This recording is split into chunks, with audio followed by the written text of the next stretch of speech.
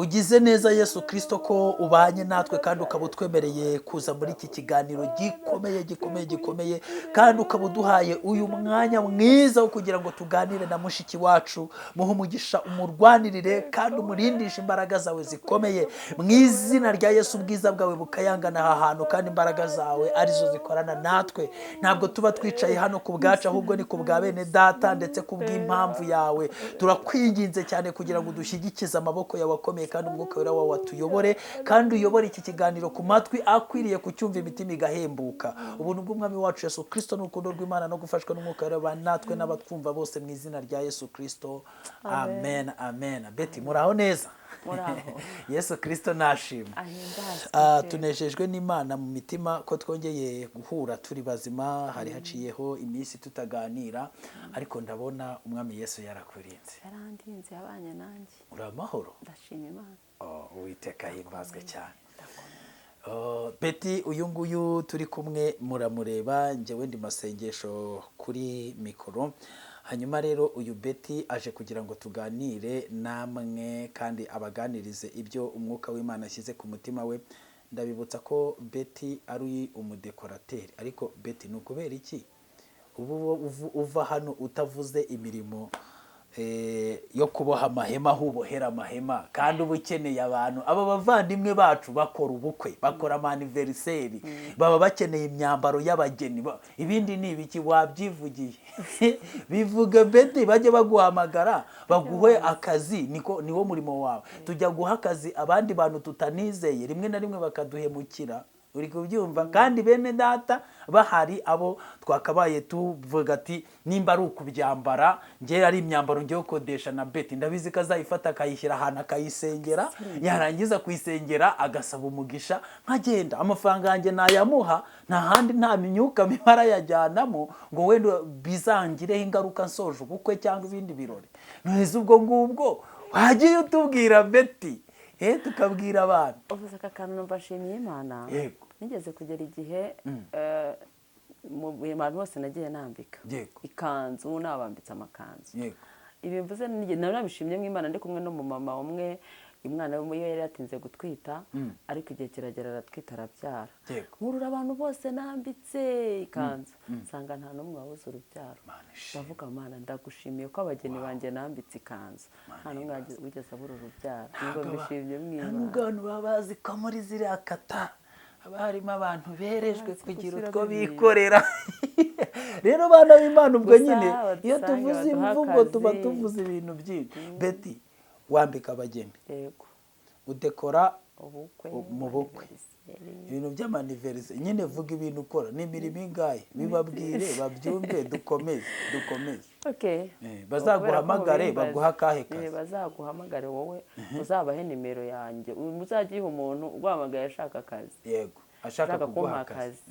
Ndadekora, nambika abageni, nkorera mu isoko rya Nyarugenge, sitoke ya dekorasiyo iba mu Gatsata, baba mu matente, yaba intebe bakodesha, yaba bakodesha imyenda, amakote n'amakanzu, mbese ibijyanye na dekorasiyo byose, aniveriseri, amaburadi shawa, byose turabikora. Iyo cyo nkore, izina ry'aho nkorera ni Akarabo Event. Akarabo Event, hariya mu isoko rya Nyarugenge. Rya Nyarugenge no mu Gatsata. Muri etaje ya kangahe? Etaje ya 2. Yego. Niyo nkorera. Yego. Muzagende murebe ku Karabo, ariya na Karabo Event. Karabo Event bazakunyuraho mbese. Oya, nta nubwo ari ngombwa kunyuraho. Bazagende bagere hariya mu mujyi wa Kigali mu isoko rya Nyarugenge, bazamuke muri etaje ya 2, bareba ahantu handitse Akarabo. Mu muryango ni 11. Ku nimero 11 mwinjiremo, mubaze ibintu byose bigendanye n'abageni. Mama Karabo abambike, abasirimure, abasengere, aheshe umugisha urugo rwanyu n'ubukwe bwanyu n'ibirori byanyu mu izina ry'umwami wacu Yesu Kristo. Amen. Imana iguha umugisha rero Mama Karabo. Nizere ko muri iyi minsi twari tumaze tutavugana cyangwa se tutari gukorana, nizere ko umeze neza, umwami Yesu yakurinze. Birumvikana intambara ntizabura, turimo turadekora. Numva kenshi nagiye mbura ndi mu kazi, ndi gutegura ibintu by'abantu, ariko urumva ntago nakwihugiraho.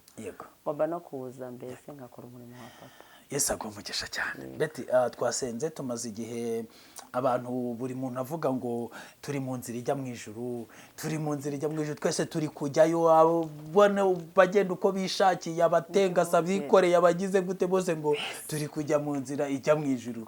Beti nagira ngo tuganire muri uyu mwanya, twinjire gutya, kuri wowe inzira ijya mu ijuru ni iki, kandi kuyijyamo ni gute, niki kimenyesha umuntu ko ari muri iyo nzira? Nibyo tugiye kujyamo. Murakoze cyane kumpa uyu mwanya. Njye mbavuga ngo ni uruhimbi. Ndabashimiye kuko kumpa uruhimbi rwo kuvugiraho Imana. Nahishuriwe rero inzira ijya mu ijuru. Abantu benshi bari kugenda ntabwo bari kujya mu ijuru, hari kujyayo bakeya cyangwa se hazajyayo na benshi bitewe n'uko basobanukiwe bakabasha kumenya. Kuri ibyo rero biratuma mbanza gusoma ijambo ry'Imana riri muri Yohana 14. Turahera ku murongo wa mbere, ariho tugiye guhera. Dusome ngo ntimuhagarike imitima yanyu, mwizere Imana nanjye munyizere. Mu rugo rwa Data hariyo amazu menshi, yaba adahari mba mbabwiye, kuko ngiye kubateguriraho ahanyu. Kandi ubwo ngiye kubategurira ahanyu, nzagaruka mbajyane iwanjye aho ndi, namwe muzabeyo. Kandi aho njya inzira murayizi. Toma aramubwira ati, Databuja, ntituzi aho ujya, inzira twayibwirwa n'iki? Ngeze kuri 6. Yesu aramubwira ati, ni njye nzira n'ukuri n'ubugingo, ntawe ujya kwa Data ntamujyanye. Iyaba mwaramenye, uba mwaramenye Data na Data. Uhereye none muramuzi kandi mwamurebye. 8. Filipo aramubwira ati, Databuja, twereke Data wa twese biraba bihagije. Yesu aramubaza ati, nabanye namwe iminsi ingana ityo, kandi ntiwari wamenya Filipo? Umbonye wabonye Data. Niki gitumye uvuga uti, twereke Data wa twese? Ntiwizeye yuko ndi muri Data na Data akaba ari muri jye? Amagambo mbabwira sinyavuga ku bwanjye, ahubwo Data uguma muri jye niwe ukora imirimo ye. Nimunyizere mwemere ko ndi muri Data na Data akaba muri jye. Ariko rero nimutizezwa n'ibyo mvuga, munyizezwe n'imirimo nkora ubwayo. Ni ukuri ndababwira yuko unyizera, imirimo nkora nawe azayikora, ndetse azakora niyiruta, kuko njya kwa Data. Kandi icyo muzasaba cyose mu izina ryanjye nzagikorera, kugira ngo Data yubahirizwe mu mwana we. Nimugira icyo musaba cyose mu izina ryanjye nzagikora. Amen. Iri ni ijambo ry'Imana. Turishimiye Imana. Tuje rero kuvuga ku nzira ijya mu ijuru. Ngo ubonye Yesu aba abonye Data. Ubundi muri make twebwe abari kujya mu ijuru, aho tujya tutaragira Yesu Kristo muri twebwe, ntabwo twabasha kumenya ijuru iryo ari ryo, kuko ntawe wigeze arijyamo. Oya, n'ubundi urumva utaragera muri Yesu, utaragera ntabwo azi ijuru. Nturi no mu nzira ijya, nta nubwo uri mu nzira ijya mu ijuru. Ahubwo kuko Satani wari umuriganya cyangwa se imyuka mibi, bo babaye mu ijuru barahazi. Nibagera ku muntu udafite Yesu bazamusobanurira ijuru, barisobanurira nabi, kuko barivuye bo baryirukanwemo. Ntabwo rero barirukanwe ahantu ngo nurangiza uhavuge neza. Nahavuga nabi rero nukubitana na Satani cyangwa n'imyuka mibi, n'imbaraga zikorera mu myuka mibi, n'abakoresha mu myuka mibi za mbaraga zose. Aba bakozi babo bazagusobanurira ijuru ritari ryo. Urumva hari ukuntu nyine Satani yavuye mu ijuru, ubwo urakavuze ndagatekereza, avayo bamwirukanye. Bushize warambwira ati nujya uvuga ngo uri kujya mu ijuru, ujye umenya ko uri guhura na Satani, avayo wowe ujyayo, kandi ujya kwima aho yimuwe. Urimo urajya we, nta kuntu atashyiraho bariyeri n'abarinzi, kandi abarinzi bagomba kubaha ubushobozi ku buryo nibishoboka nta muntu banyura kuri bariyeri rwose bahita bo bari kuva mu ijuru. Muri buriya bwami bwabo bakorera bwo bwa Satani burimo izo mbaraga, ari bamarayika bamwe bavuga ngo n'abamarayika bera muri bakorera muri cya kirere cy'ijuru rya kabiri, bavuye mu ijuru kandi dukubitana nabo. Na Satani yavuye mu ijuru, n'abadayimoni bavuye mu ijuru, ariko twebwe ntiturajyaho, ntituzi ibyaho. tw'abantu muri rusange b'inyama n'amaraso. Ntabwo tuzi mu ijuru, turahabwirwa. Niduhura n'uwavuyeyo rero arasobanura uko abishaka. Nidukubitana n'ukorana n'imbaraga z'imyuka mibi aradusobanurira ijuru uko arishaka.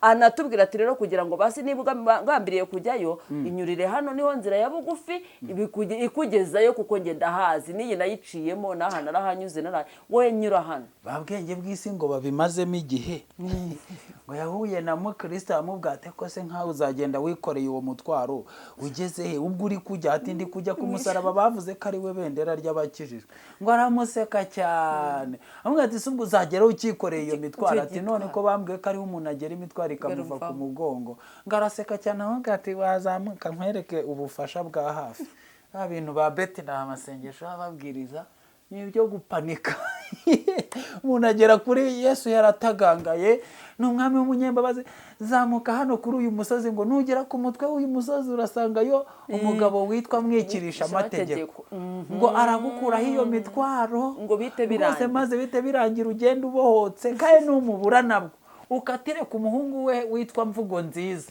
nawe arabigufasha uzakomeza iyo nzira yawe uvuga ngo ijya ku musaraba ariko utikoreye ibyo bintu utari kwahagira ngo umusaraba ngo urawushaka kukuruhure n'andi magambo muhaye irindi bendera ntuzongere kuryita umusaraba.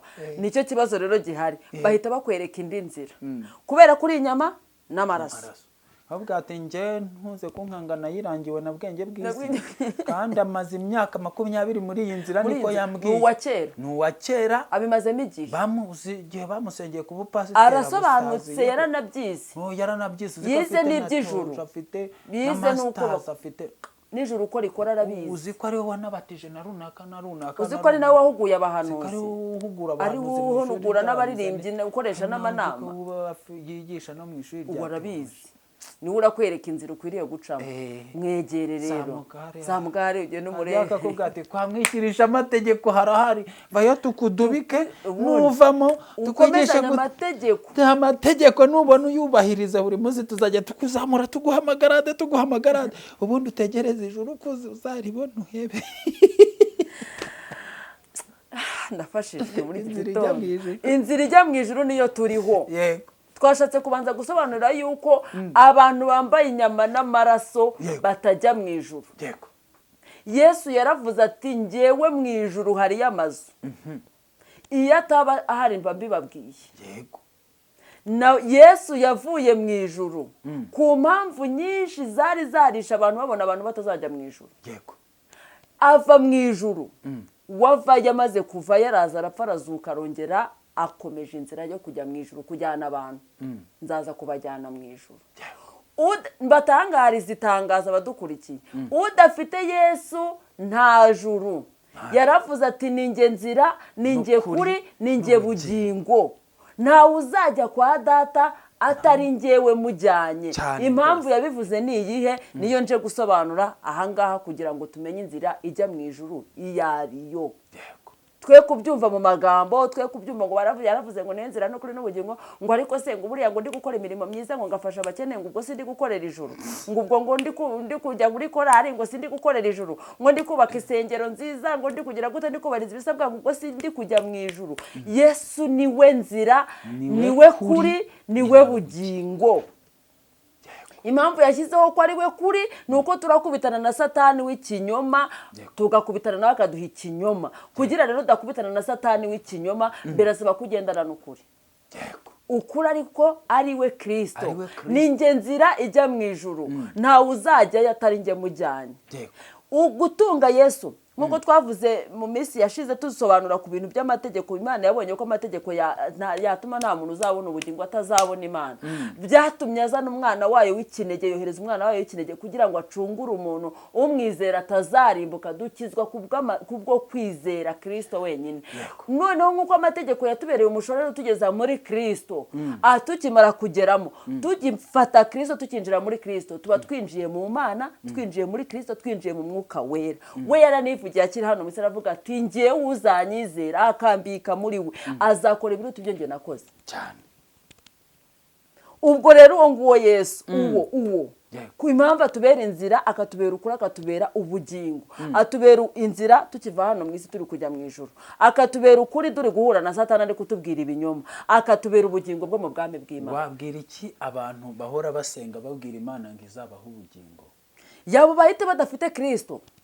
Kujya ubundi wowe ikintu ni kimwe cyonyine, akira Yesu nk'umwami n'umukiza wawe, ibindi azabyikorera muri wowe. Mu by'ukuri ubugingo si ikintu cyo gusengerwa, ntabwo gisengerwa. Wowe akira Yesu kuko niwe bugingo, noneho najya muri wowe umenye ko ufite ubugingo buhoraho, ahubwo utangire kubaho mu buzima bw'abafite ubugingo bw'abanditswe mu gitabo cy'ubugingo mu irangamimerere yo mu ijuru. Kuko ukimara kwakira Yesu nk'umwami n'umukiza wawe, akajya muri wowe ukumva ko umwakiriye by'ukuri, kuko afite amategeko amugenga. Iyo umaze kumwakira uhita uhinduka, uhita uba icyaremwe gishya muri Kristo Yesu, agahita akubera inzira, akakubera ukuri, akakubera ubugingo. Wahura na Satani ari kuvayo, Yesu arahazi, aragusobanurira byakubwira ati woya ibyo Satani ari kukubwira ni ngiye kuri, ntabwo ari ngiye kuri. Se subizi ko ari ngiye kuri, kuko ari ngiye kuri. Rero umva ibyo ndi kukubwira, arimo arakubwira ko ari habi, ariko nge nateguyeyo n'amazu, nge ndahazi neza, nabayeyo, nge nabayeyo, ndi umwana w'Imana, Imana iri muri nge. Nawe kandi kuva waranyemeye, nawe wakiriye Imana, wakiriye Yesu, wakiriye n'Umwuka Wera. Kuba ufite ubwo butatu butagatifu muri wowe, buratsinda Satani. Nta kintu Satani ari buvugire imbere yawe. Urakomeza inzira, ukubitane nawe ari kuvayo, wowe urimo urajyayo kuko uri kugendanira mu kuri, uri kugendera mu bugingo, uri kugendera ku nzira ya Kristo. Kristo ari we ukuyoboye, ari we ukujyana mu bwami bw'Imana. Satani ibyo arakubwira byose rero ntabwo biri bukundi, kuko abantu bose uko aho bava bakagera, umuntu wese uri urugendo ari kuvuga ngo ari kujya mu ijuru, ari kujya mu ijuru, byanze bikunze azahura na Satani, kuko inzira ni ebyiri. Urumva byanze bikunze umuntu ari kuva hariya nawe uri kujyayo, byanze bikunze murabisikana. Nimubisikana birashoboka ko wamusuhuza, ariko nimugenda mu nzira imwe ntaho muri buhurire. Umuntu utari bukubitane na Satani ari kugira amagambo amubwira, nuko bari kugenda mu nzira imwe. Nyamara uvuze ikintu gikomeye. Buri impamvu udakubitana na Satani, muri mu nzira imwe, wumva hari ibintu bigukurura bishaka kuyigukuramo, muri mu nzira, kubera ko muri kugenda mu cyerekezo kimwe, muri mu cyerekezo kimwe. Ariko nimubisikana gutya, byanze bikunze aranagusuhuza, aragira ibyo akubaza, aragukubita urutugu. Urumva muragira mu kayira gafunganye yaje kugutegeramo, mukubitane. Rimwe na rimwe mugende mucengana gutya, mwashaka kubererekera undi, kuko muri mu nzira, umwe aravayo undi ajyayo. Ariko nawe muri kugenda ashobora kukugenda imbere, nawe ukamugenda inyuma, ni muri bukubitane. Cyangwa muri kugenda muri umuntu uri mu cyerekezo kimwe, mwagongana muti? Ntabwo mwagongana. Gute se? Ntabwo mushobora kugongana n'umuntu muri mu cyerekezo kimwe. Ugongana n'umuntu muri kuturuka mu cyerekezo kitari icyerekezo kimwe. Hari abantu basigaye batinya gusenga ngo kubera iyo basenze ngo ibigeragezo biba byinshi. Ati ngiye sinzongera kwiyiriza, sinzongera gusenga cyane, nzajya myoroshya kuko nasenze cyane. Ntabwo barasobanukirwa impamvu zo gusenga. Impamvu zo gusenga ntabwo abantu bajya bibeshye bakavuga ngo bagiye gusenga, bagiye gusaba ngo basabirize amazu, basabirize ibi n'ibi n'ibi. Yagira Imana igiteza akabazo kugira ngo ubashe gusenga ikubone. Urumva ikaguteza krize mu mufuka, ukajya gusaba amafaranga, wagera ugasanga sina amafaranga yarakenewe.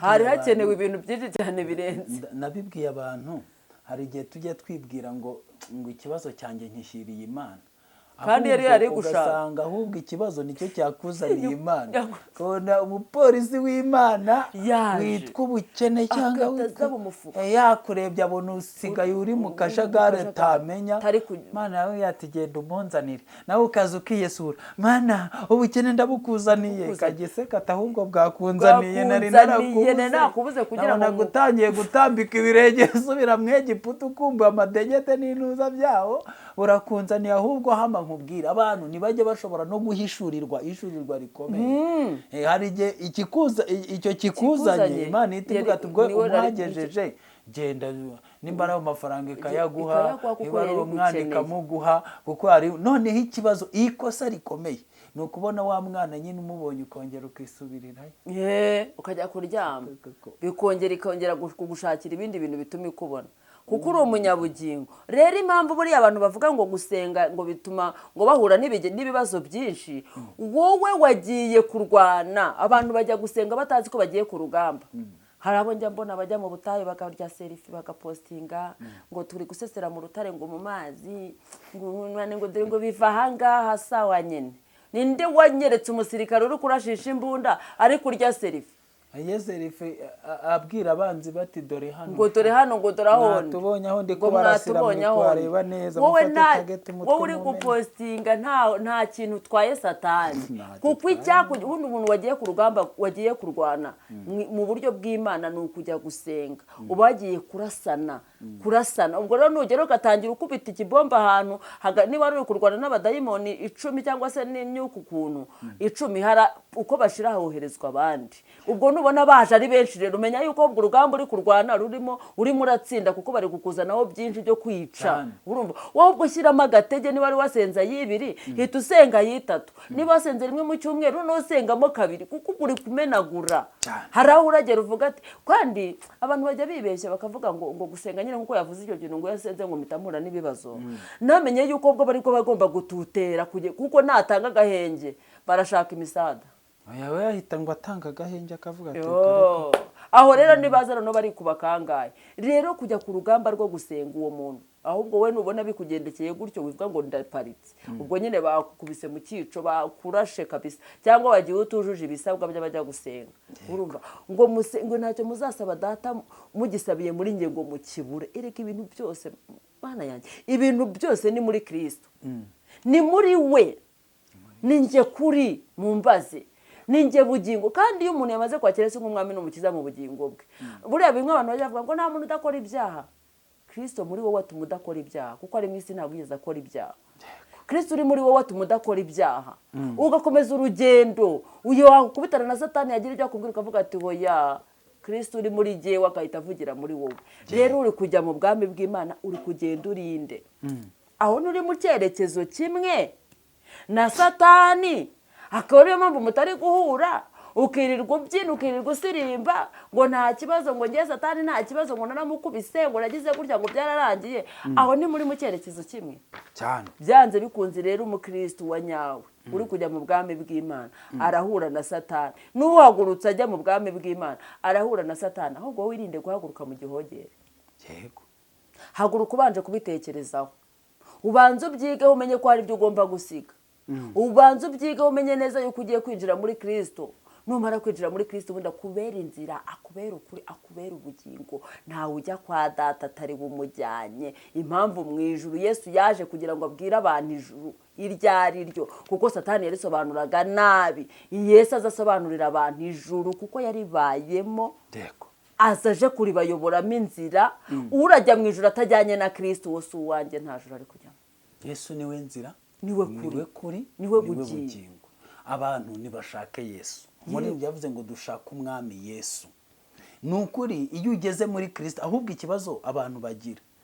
nuko hari nk'ukuntu urugero umuntu aza kumva nk'ibintu uri kuvuga amarangamutima yawe ye cyangwa akamukurura akakubwira atari kuwo Yesu ndamwemeye akabyikiriza gutyo noneho rero bantu bacu nabo bakahita babashyira ahantu bakabigisha amategeko y'idini barangiza kubigisha amategeko y'idini bakababatiza bakababwira kubwo ngo bakire Yesu Kristo nk'umwami n'umukiza ngo yageze muri bo byarangiye ati mugende mutuze ahasigaye mujye gukora umurimo w'Imana bimwe bababeshye ngo ni umurimo w'Imana mujye muri korari mujye mu makorari mujye kugira ibiki mutegereza aho Yesu azazira kandi aho hantu bategerereje mu by'ukuri ukabona ntabwo ari muri Kristo ushobora rero ikintu wenda nge numva twavuga hano nuko kuba wenda warabatijwe ntabwo ari cyo gisobanura ko wakire Yesu Kristo nk'umukiza kuba usenga ntabwo ari cyo kisobanura abantu ko wakire Yesu Kristo nk'umwami n'umukiza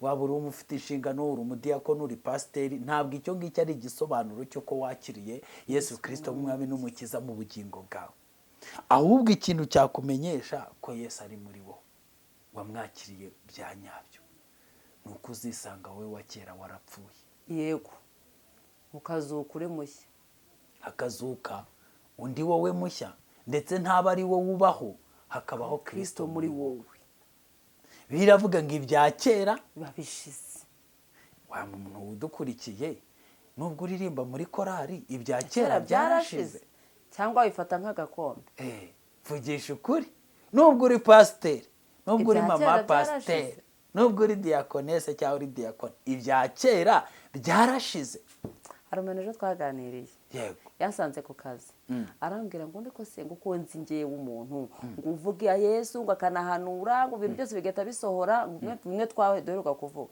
byose bigasohora ngo kandi ndamuzi ni inshuti yanjye ngumva yanareba kuri izi social media uwo muntu yavugaga ati ndamuzi turarabanye Burundi turaziranye 100%. Ati ariko ibintu akora biteye ubwoba ariko nibitangaza akora nabyo biteye ubwoba. Ati ubwo ngubwo Imana ntikorera muri bati nge yanyeretse ishusho yuko niyo wakora ibyaha Imana yagukoresha Yesu Kristo we. Ti kuko ni umupasteri ariko ibintu akora ndamuzi twarabanye. Bibiliya iravuga ngo igiti cyose kigaragazwa n'imbuto zacyo. Nahise mubwira numva nkubwire.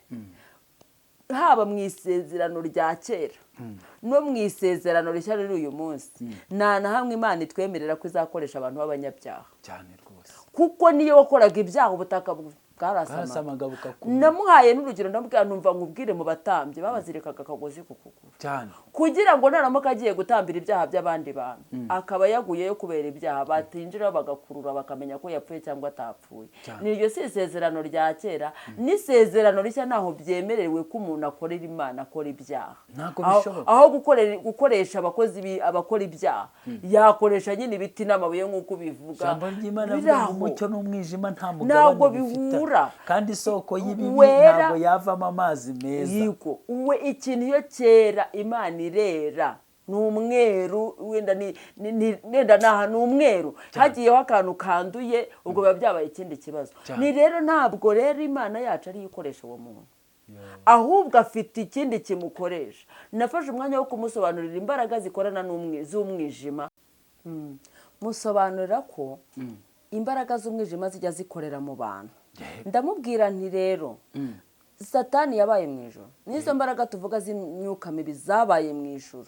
Abo bose babaye mu ijuru imikorere y'Imana imwe n'imwe barayizi ariko byo nta kintu bafite. Bazi neza yuko ubuhanuzi burya cyane bo barapirata n'ibitangaza bakabikoresha. Bari babizi neza ko kera abahanuzi ba Eliya ba Elisa n'abandi bagiye bahanura nyine Imana ikabishimira n'iki ariko kugira ngo bayobye intore nyinshi bayobye abantu benshi bahita bapirata bavuga ati natwe twishakira abahanuzi. Ndamubwira n'abantu bose rero bahanura ntuzatekereze ko bahanura n'Imana ihanuriye muri bo ahubwo umwijima isi y'umwijima ubwami bw'umwijima nabwo bwarapirase gupirata iby'ubwami bw'Imana bwishyiriraho abahanuzi bo bakavuga ati twe muhanure ariko mudafite ibyo muziririza ariko umukozi w'Imana wanyawuhanurira iby'Imana byanyabyo kuko ibyo ari guhanura tumenye ngo ibyo ari guhanura nibivuye ku mutima w'Imana. Uwo mutima w'Imana niba Imana idatuye muri we ko Imana idaturana n'abasambanyi ngo iturane n'abajura iturane n'abesikoro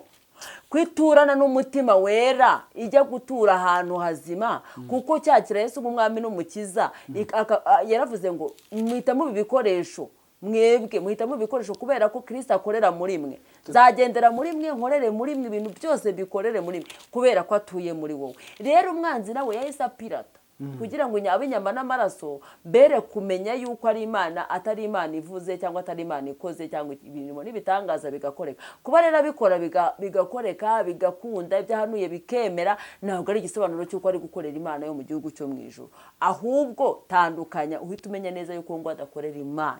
Urumva kera tutari twabimenya twamenya agatekinike k'aba basataniste twajyaga tujya gutya twavuga nk'umuntu nk'uwo nyine twabaza nk'abashumba ariko ibyo bintu bikorana gute bihuza gute katubwira ngo impano y'Imana n'agakiza biratandukanye ngo ushobora kuba ngo uri umunyabyaha ngo ariko impano y'Imana yo ngo ikurimo Imana ikagukoresha ariko uri ikinyabyaha nyine ntitwari twakamenya ibyo ari byo natwe abantu tukajya tubabwira ngo impano y'agakingo impano n'agakiza ngo ntaho bihuriye ngo biratandukanye.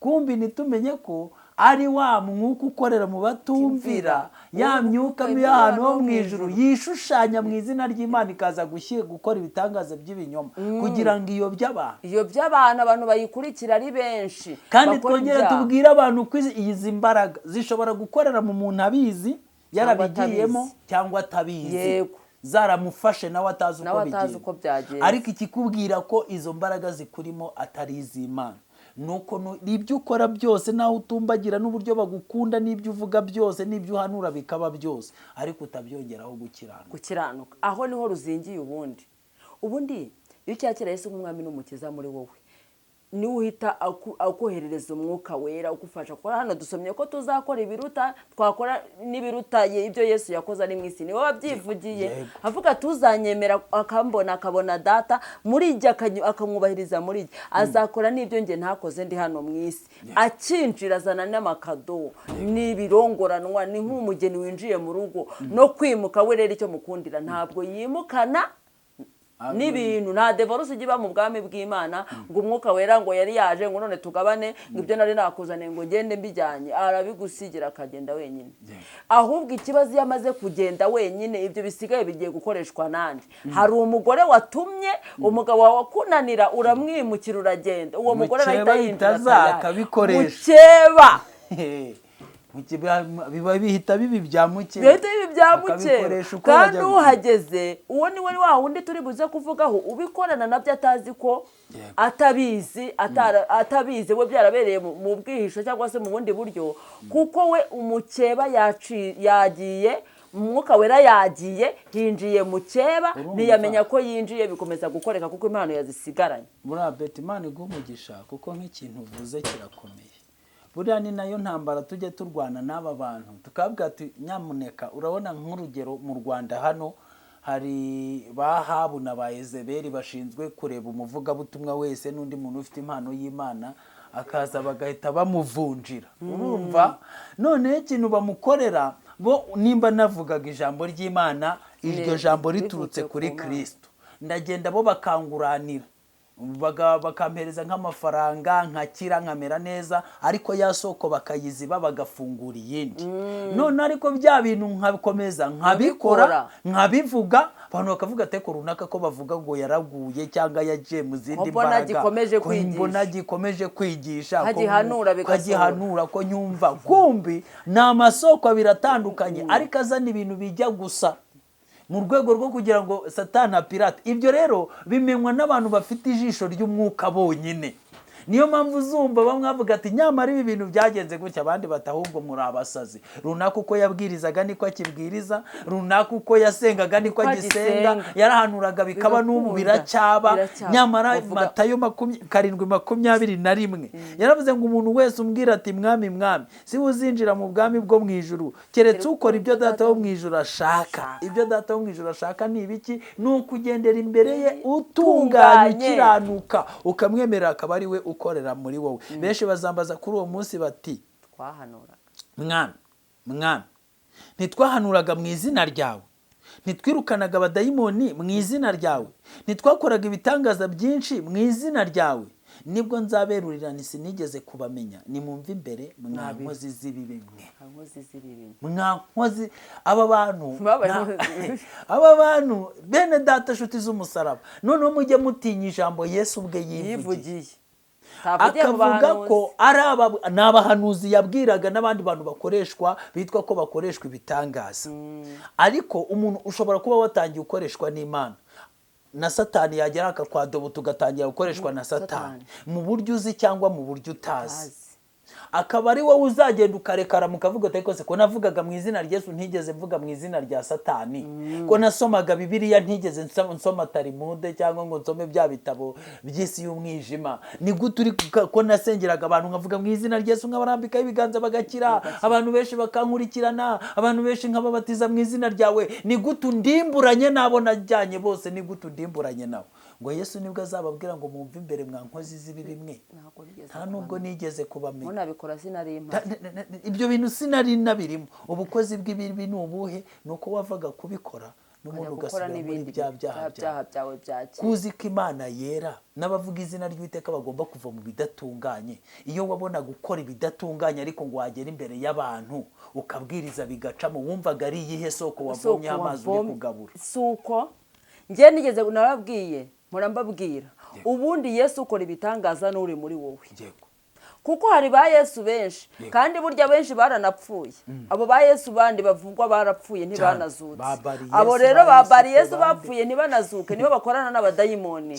Ubwo rero kuba wavuga iryo zina rya dayimoni ryawe Yesu w'umudayimoni wapfuye kera akazira uvuga ari muri ibyo bintu akorana n'iyo myuka mibi n'izo mbaraga zindi ibitangaza bigakoreka ntibisobanuye yuko uri kubikora ari muri Yesu, ari Yesu uri muri wowe. Erega abantu bagomba kubyumva. Yesu babapfumu ntibakora ibintu barabikora. Hari abantu bapfumu baha urubyaro se, ni hari abantu baha gucuruza se, ni bari abantu baha urushako se, nese ibyo si bitangaza mu buryo bwa gipfumu. Yego none byarimutse biza ahagaragara mu buryo bw'Imana kugira ngo abantu kuko bamaze kubona ko isi yayobotse Imana ari benshi bayobotse Imana aravuga ati mujye mu nsengero mujye mu bantu bayobotse Imana ariko tubavunjire tubakuremo mwuka wera wabakoreshaga ibintu byabo wiyibomba rikagenda neza yitonze tumuvunjire tumukubita undi Yesu undi mwuka indi myuka ibiri umwuka w'Imana ubuciyeho hahite haza umwuka w'izindi mbaraga agumye akoreshe bya birongoranwa mwuka wera yazanye. Twamaze kuvuga yuko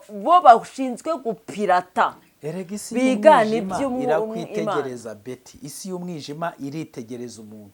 Icyo ushoboye nicyo bagufatira. Nimba uri umuhanzi bagufatira mu buhanzi. Satani nawe ntabwo ari injiji yo gukoresha abantu b'injiji batagira impano n'imwe. Ntabwo bishoboka. Arareba uyu muntu ashoboye icyo afite igikundiro akagukoresha mu mirimo y'umwijima ariko inyuriye mu gikundiro wari ufite. Uri umuvugabutumwa akagukoresha imirimo y'umwijima ariko inyuze mu ivugabutumwa. Donc icyo ushoboye n'icyo uri cyo naho uri Satani araza akabiprofita we ikintu agukoreramo atoba isoko agafunga isoko yuko byaturuka mu ijuru agafungura iyikuzimu ariko wowe ugakomeza uri wa wundi n'ibyo ukora ugakomeza ukabikora muri iyo sura muri iyo shusho muri ubwo buryo agakongera abafana n'abagushyigikira nabwo abantu ngo Satani afite abantu benshi yahaye udusume n'utujage n'utubase n'udusabune two kuza gukarabya abarozi kugira ngo umuntu wese uvuga ibintu by'ubugoryi wese bamukarabya ati uriya niwe wacu mugire vuba vuba mumushyigikire ubu ngubu wabona uvuze ijambo rya bindi bisa nk'ijambo ry'Imana na bwa butumwa bw'imivumo bita ubw'imigisha wajya kumva abari muri Canada umukozi w'Imana Yesu Kristo ashimwe numvishe ubutumwa watambukije umutima urambwira ngo ninkushyigikire reba nohereje akamesaje kuri wadirimite kubera iki abadayimoni baramubwira ati shyigikira uriya muntu wacu ataducika uriya bugingo bwawe ahagume kubera ko ari kubonamo ibyo kurya ubugingo bwawe bwarimbukiye niho dushaka kurimburira n'ubwe mumushyigikira atazagira ubwenge bwo kuhava urumva noneho wowe ukagera undi akagera ngo yego ni ukuri Imana dukorera ngo irakomeye bene data ngo birarya ni ukuri unatangiye kujya kuri social media nta kintu mfite imodoka reba ukuntu nujuje itaje nzigaye ngize biki ukagira ngo si ubugingo ni ikiguzi cy'ubugingo bwawe Satani nta kubusagira. Hari umuntu wambabaje ejo bundi hari umunyamasengesho nzi yasengaga ubona nta kibazo naza gukubitana n'undi munyamasengesho ngo usengera abantu arababaye.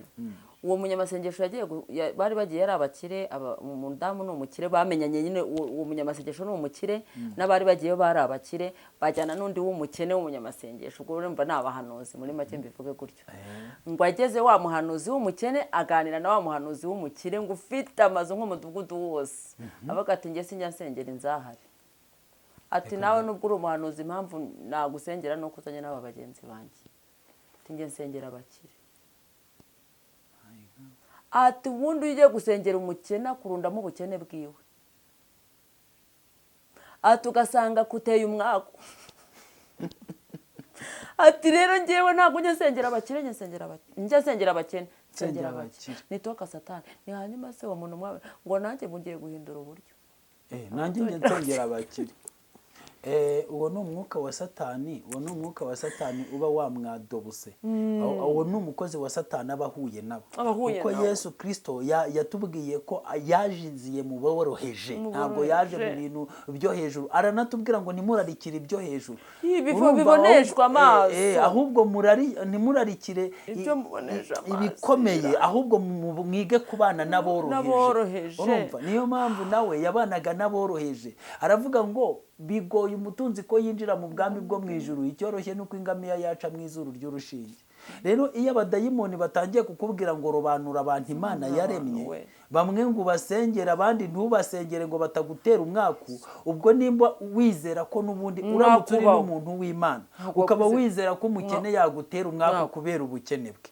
ahubwo wowe waba uri umwaku, wowe ubwawe waba uri umwaku. Ahubwo buriya yabitse imigisha y'abakene benshi cyane yarayitwaye, ahubwo ntashaka guhura nabo ngo atayibasubiza cyane rwose. azi ko ari byo wasanga hari awe ubwo bukira afite yarabukuye mu bakene, yarabatwaye. Numvise mbabaye ndavuga nubwo si uwo muntu muri kugendana bumva ngo arahanura ngo aka kanya ngo bigahita bikunda sawa. Bene uwo nguwo hari nagihe haba ari babandi biba imigisha y'abantu, akajya kureba akavuga ati se nk'aka gakene ndagakuraho iki, kangatwariraho yawe ndagatwara iki, kangatwariraho. Ariko ubundi we yarahawe kwiba ubukire bw'abantu. Nk'abo bakire yitwa ko asengera, buri ushobora kubona musengera wenda numva yari afite nk'urudeni ruremereye muri banki akarwishyura ariko agapfusha umwana, kandi yamara no kurwishyura ubundi ubukire bwe bakanabutwara akazajya gushiduka yasufuye. Ariyo misiyo yahawe na Satani. Ariko nta muntu uri mu mwuka w'Imana urobanura bo gusengera, ntabwo bishoboka. Ntibibaho ntabwo numva n'ingene bikorwa mugani wo mu Rundi, ntabwo bibaho. Erega natwe muri uyu murimo w'ivugabutumwa twagiye duhura n'ibyo bintu kenshi, ariko nza kubona abantu bavuga bene ibyo, nge mfite ibihamya ko ari abantu baba bakorana n'imbaraga z'umwijima, abadayimoni barabadoguse batabizi. Kanyanga ate ku masengesho uzajya ubana n'abakene gusa, wagiye wisanisha n'abakire ukihuza n'abakire, agahanurira abakire ko ari bo bantu baba bazasubizwa bakakwishyura, bakakureba akantu baguha ati dore ibi n'ibi byose twabikuye mu kubana n'abantu b'abakire.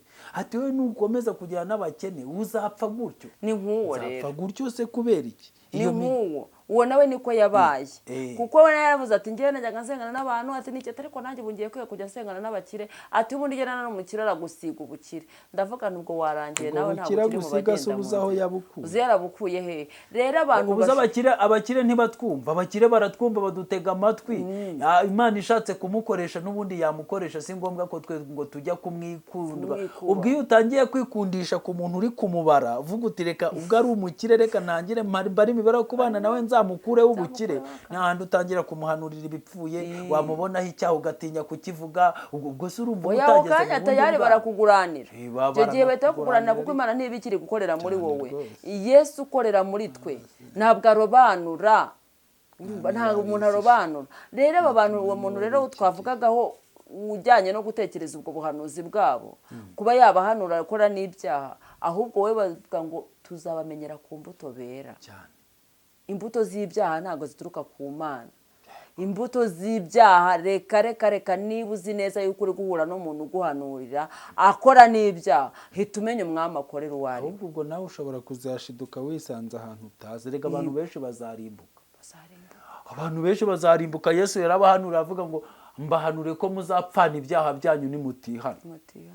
Abantu benshi bazarimbuka kubera kwirwa biruka inyuma bapotere inyuma y'abahanuzi, ukaruka avuga uti se runaka ko yampanuriye ibi bintu bikaba, uyu muntu ko ari we wansengeye bikomeye bigahita bigenda, ubwo ndamuva inyuma nubwo akora ibyaha, reka mwihanganira icyo mpfa nuko nzajya njya kumuraguzaho nitwa ko ngiye gusenga akabisengera bikaba. Abo bantu bazarimbukana n'abo bantu kuko banze ijambo ry'Imana ry'ukuri, bariyobagije. Iyo twemeye umusaraba twemera n'isoni zawo. Iyo wanze isoni z'umusaraba rero ukajya kureba muri ibyo bintu by'ubupfu, uzarimbuka. Nta santima, nta bintu byo kwenginga, uzarimbukana n'icyo kintu uri kwirukana inyuma yawe. Uzarimbuka. Mushakashaka iby'umwami ashima, kandi mumenye neza yuko niba warakirese nk'umwami n'umukiza koko, reba koko nk'uko wari uri kera, niba ari uko uyu munsi ukiri. Nusanga uko wari uri kera ariko uyu munsi ukiri, umenye neza ko utamwakiriye.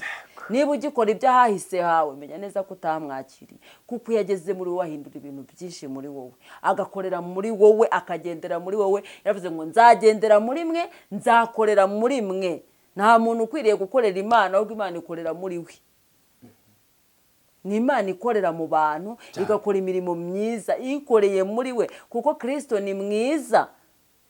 Iyo ari umuntu wabikoze uzajya kumva nyine ari no kwiyemera ko bwatarega ningewe ati singewe wakuburesinze kuki ujya umvuga neza sha. Hano ku mbuga nkoranyambaga ngo hari abapotere n'abantu uvuga neza bakakuburesinga, hatakira senkani cyangwa 100 cyangwa magana ngahe numvisha umvuga neza.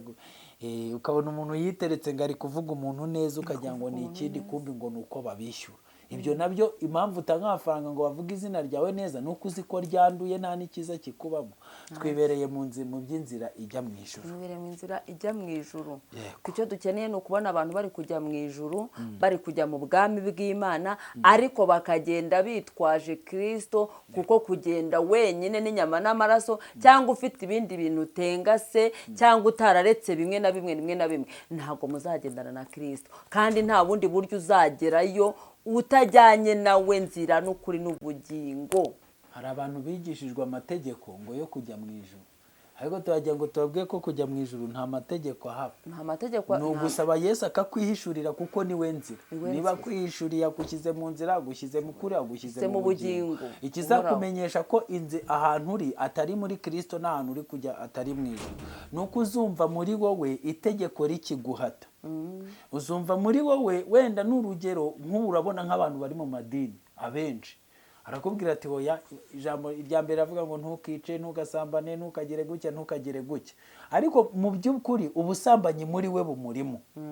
Ariko nyine impamvu yanga gusambana, wenda nimba binesha, ni ukugira ngo ku rusengero batamuhagarika, ni ukujya Imana nayo bazambona bate, bazabyumva gute, reka ngerageze. Ugahora wumva ubusambanyi buguhata, ati ngwino usambane, uti hoya narakijijwe, ngwino usambane, najya muri korari, abahanuzi nibandondora, nibagira gute. Nimba ukirwana n'ibyo bintu, nagira ngo nkubwire ko nta nzira urimo, wakurikiye inzira y'amategeko, kandi amategeko y'idini, kandi sebuja w'idini ni Satani. Noneho rero wowe kugira ngo umenye ko Kristo yageze muri wowe, ni uko wumva wowe wa kera wa kamere warapfuye, kugeza ku rwego ushobora kurira singikora ibyajyaga binezeza, ubu nkora ibyo nikoresha. Ni ukuvuga ngo umuntu uri muri Kristo, Kristo niwe ubukorera muri we, ntabwo ari wowe ubukora. Nta nubwo ibyo bintu by'ibyaha, hari abantu ngo bakerezwa no kureba ngo abagore b'abandi, ngo umugore w'abandi ngo cyangwa yewe ngo reba biriya bituza by'uriya mugabo akaba muri ibyo ngo ntabwo afite Kristo muri we. Uwo Kristo uri muri we ntabwo ari we, ntabwo ari Yesu. Iyo wakiriye Yesu muri wowe, ubona ibyo bintu nk'umwanda. Pawulo aravuze ngo mbibona nk'amase, bikambona nk'ubambwe. Igihe cyose wumva hari isano gifitanye n'ibyaha, umugore w'abandi agatambuka ukavuga uti nuko nakijijwe mba nkweretse mba nkukurikiye. Umugabo w'abandi ukaheheta iki byose, ari ukubwira ngo nakarambika nkaza kongera kugaterura. Ntako wari usanzwe ufite. Yesu uri muri wowe ntawe azakugeza n'ubundi ni kwirimbukiro. Nimba ari gutyo umeze nturakira Yesu, umeze nka Nikodemu, ushobora kuba uri umwigisha w'abandi, ariko ibyo kuvuka ubwa kabiri byo ntabyo uzi. Turakwinginze ngo uvuke ubwa kabiri, kuko Yesu niwe nzira n'ukuri n'ubugingo, ntawe ujya kwa Data atamujyanye. Niyo nzira nabamenyeshaga. Kandi Matayo yaravuze ngo banyure mu irembo rifunganye. Icyo Kristo rega wiyambure, ntabwo waryinjiramo utengase ibikapu, ntabwo waryinjiramo utengase ubusambanyi. Urahurira he n'uwo muri busambane? Ntabwo wajya uri umujura, ntabwo wajya muri kugenda wesikoro kubeshya uvuga ngo Imana ibi n'ibi n'ibi. Hari itsinda ry'abaretse kwiba no gusambana batabirekeshejwe na Kristo, babirekeshejwe n'amategeko y'imiryango binjiyemo, ariko bari mu gihogere.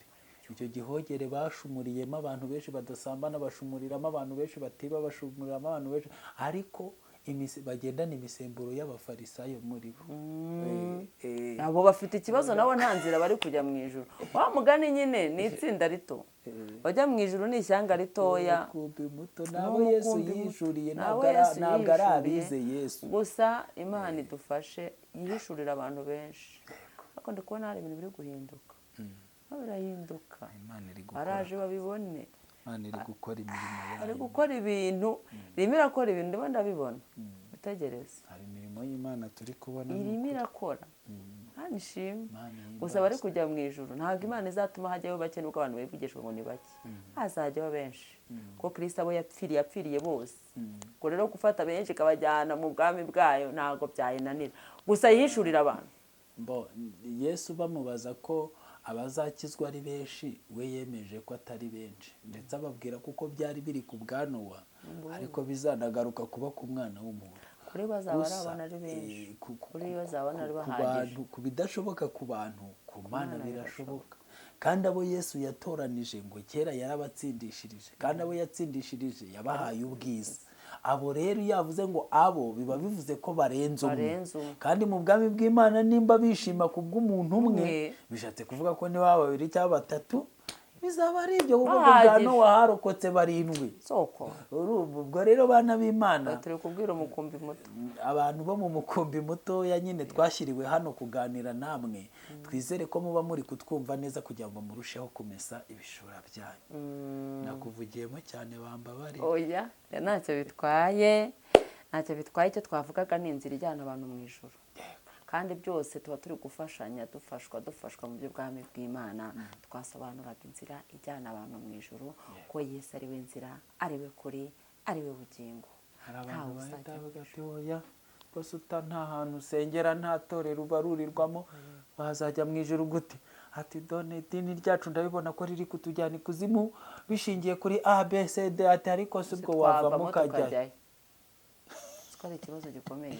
Twavamo tukajyayo, natuvanamo ngo mutujyane, tuzemera baturinde muriri kuzimu, ariko nidushaka gukora ubukwe bazadusezeranye, dushaka kubatizwa bazatubatize, nidupfa bazadushyingure nubwo tuzaba twarimbutse, ariko ntabwo twavamo. Batubwiye ko utari mu itorero ngo ni mu idini, baba inzererezi.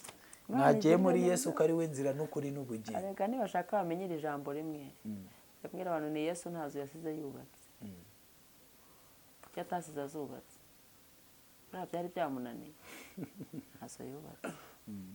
Gusa ko icyo yatubwiye ni uko kwa se ari amazu, kandi akaba ariyo menshi.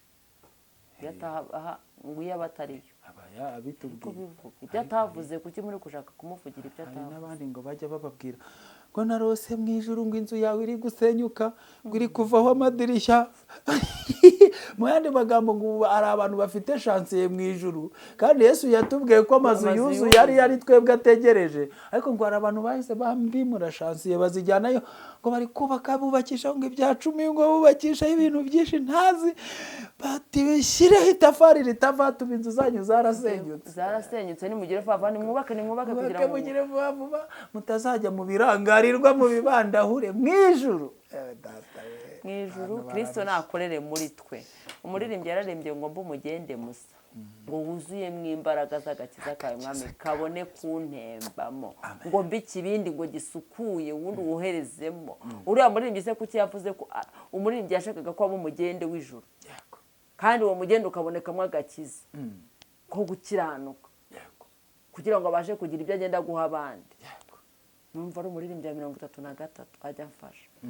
Umugende musa Yesu wuzuyemo imbaraga z'agakiza kawe mwami, kabone kunembamo. Gakiza iyo katembye muravuga, gakiza iyo katembyemo mujya mbwira abantu nkababwira ni buri impamvu uhangayikiye iby'isi n'ibintu bimwe bitandukanye, nuko udafite Kristo muri wowe. Uzi umuntu ufite Kristo muri we, ibintu byose niyo akeneye ntamenya ko akeneye. Abantu bareba bakabona ugiye guhera, ariko ukabona urarenze cyane, akantu kose ukaboneramo Imana, ukavuga ati yo ndagushimye Imana, niba sinatekerezaga ko ndi bubibona. Niba urabikoze ukashima, ariko umuntu udafite gushima muri we neza yuko adafite Kristo, horarikiye ibintu nta na rimwe bizigera biza ngo byuzure nk'uko bishaka. Ufite imodoka arashaka amato mu nyanja, ufite amato mu nyanja arashaka indege, ufite indege arashaka kuba perezida uyoboye isi.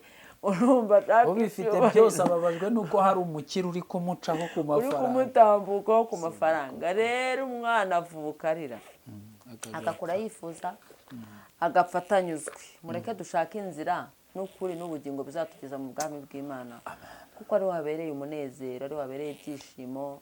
Marira warira none ntago ari uzarira, ngo hari igihe tuzahozwa amarira, duhanagurwa imiruho yose n'imihati twahuriye muri mw'isi. Ariko icyo nifuriza abantu nuko bamenya Yesu. Ubundi itera intambwe imwe, we ngo atera 99 gusanga, kandi mushakishaka ibyo mwamashije. murakoze numva nshoje. Yesu abaho umugisha, turabashimiye mwese mwabanye natwe muri iki kiganiro kugeza dusoje, kandi dusabiye umugisha Betty kubwo kutuganiriza ibintu bikomeye ku by'inzira ijya mu ijuru.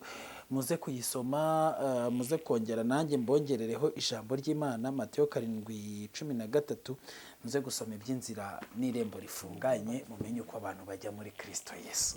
Turabashimiye, duhurire mu biganiro bitaha. Shalom. Shalom.